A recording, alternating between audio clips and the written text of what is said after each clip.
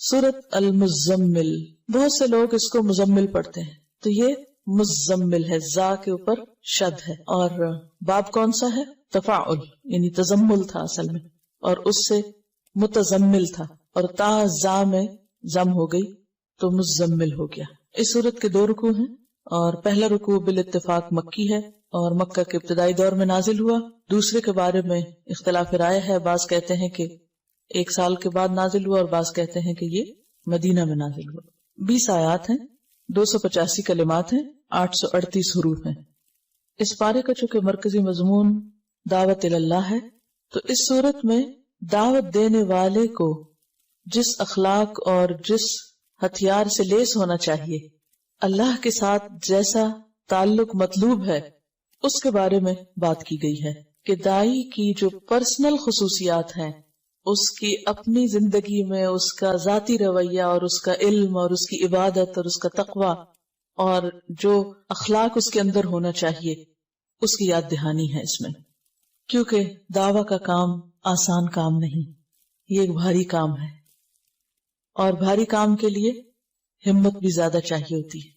جنوں کے اندر شاید ہم سے زیادہ طاقت ہے، اس لیے انہوں نے پہلی دفعہ ہی سن کر بھرپور کام شروع کر دیا، اور غلط خیالات پر بھی بھرپور تنقید، اور بھرپور طریقے سے میسج کنوے کر کے توحید کی بھرپور دعوت۔ اسی طرح انسان خواہ جسمانی طور پر کمزوری کیوں نہ ہو، لیکن اگر اس کا ایمان مضبوط ہے، وہ اندر سے مضبوط ہے، اس کا اللہ سے تعلق مضبوط ہے، تو پھر وہ بڑے بڑے جنوں سے نمٹنا جانتا ہے، جیسا کہ اس میں فرعون کا ذکر آئے گا، اور بالکل ابتدائی دور کی صورتوں میں سے ہے سورۃ المزمل۔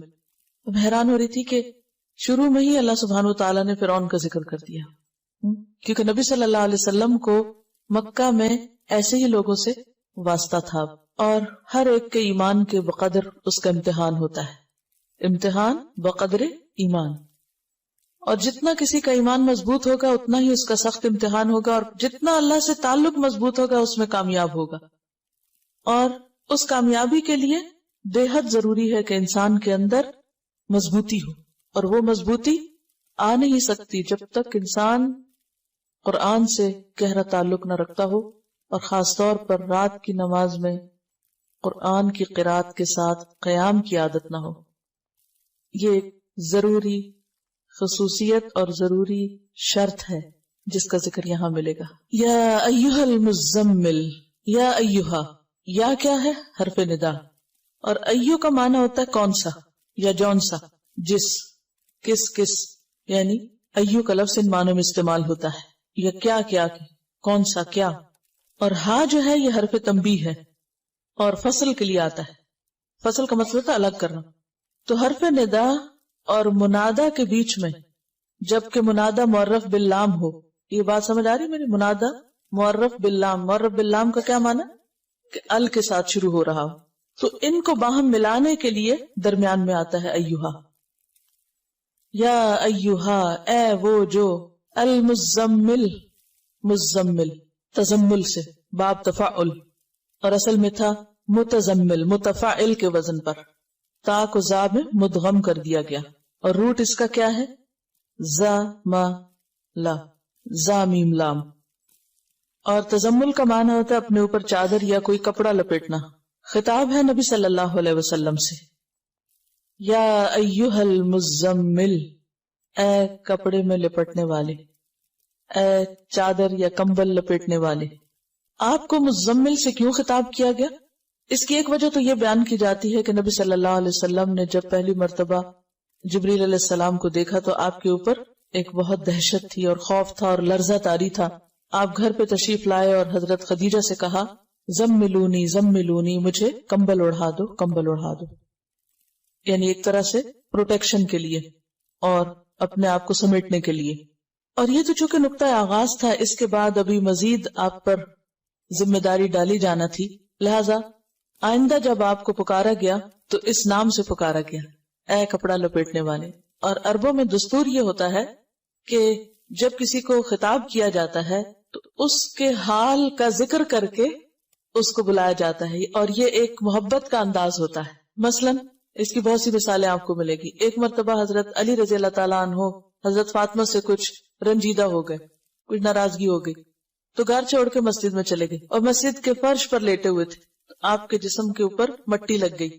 نبی صلی اللہ علیہ وسلم حضرت علی کو تلاش کر رہے تھے اور کرتے کرتے جب مسجد میں گئے تو کہا یا ابا تراب، اے مٹی والے، یعنی یا مٹی میں لپٹے ہوئے یا لتڑے ہوئے اٹھو تم. اسی طرح حضرت ابو ہریرہ جو تھے ان کو بلیوں سے بہت پیار تھا تو ان کا نام ابو ہریرہ رکھ دیا گیا.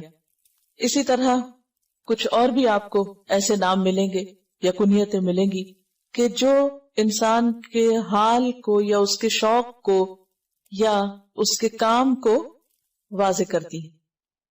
تو نبی صلی اللہ علیہ وسلم نے چونکہ پہلی وحی کے بعد کپڑا اوڑھ لیا تو وہ ایک اتنا پیار بھرا انداز تھا کہ اللہ سبحانہ وتعالیٰ نے اس کو یاد کرایا اور فرمایا یا ایھا المزمل، اے کپڑا لپیٹنے والے. اب کپڑا لپیٹنے کا وقت نہیں، اب کیا ہے؟ اب تو کام کا وقت ہے. آپ ڈرے نہیں، گھبرائے نہیں، یعنی ایک طرح سے تسلی دی جا رہی ہے، محبت سے خطاب کیا جا رہا ہے.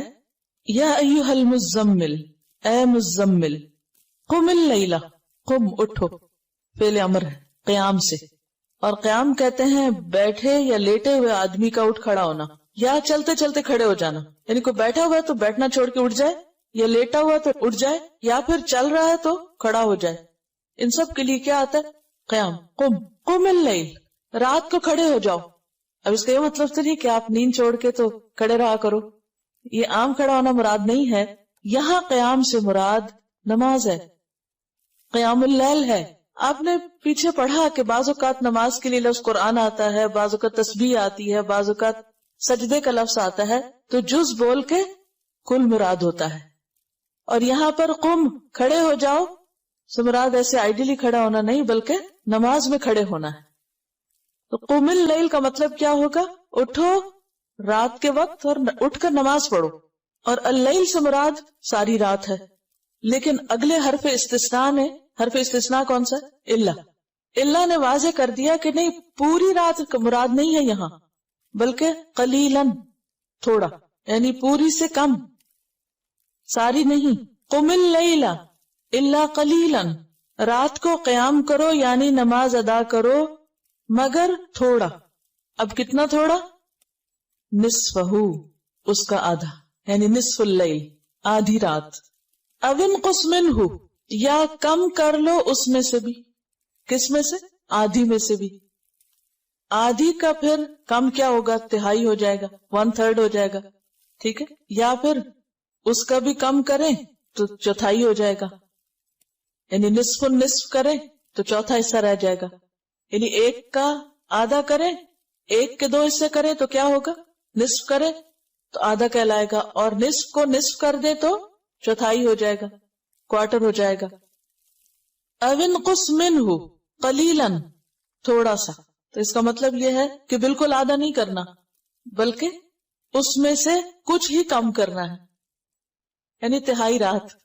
او زد علیہ، یا اس پر زیادہ کر لو، یعنی نصف پر. تو نصف یا آدھا جو ہے، ہاف جو ہے، وہ کیا ہے؟ سٹینڈرڈ. کبھی آدھے سے کم کر لو یا اس سے بھی تھوڑا کم، یا آدھے سے کچھ زیادہ بھی کر لو. تو ڈیپینڈ کرتا ہے کہ جیسے بھی حالات ہیں. اب اس دور میں گھڑیاں تو تھی نہیں، کوئی الارم کلاک نہیں تھے، موبائل نہیں تھے، کوئی اور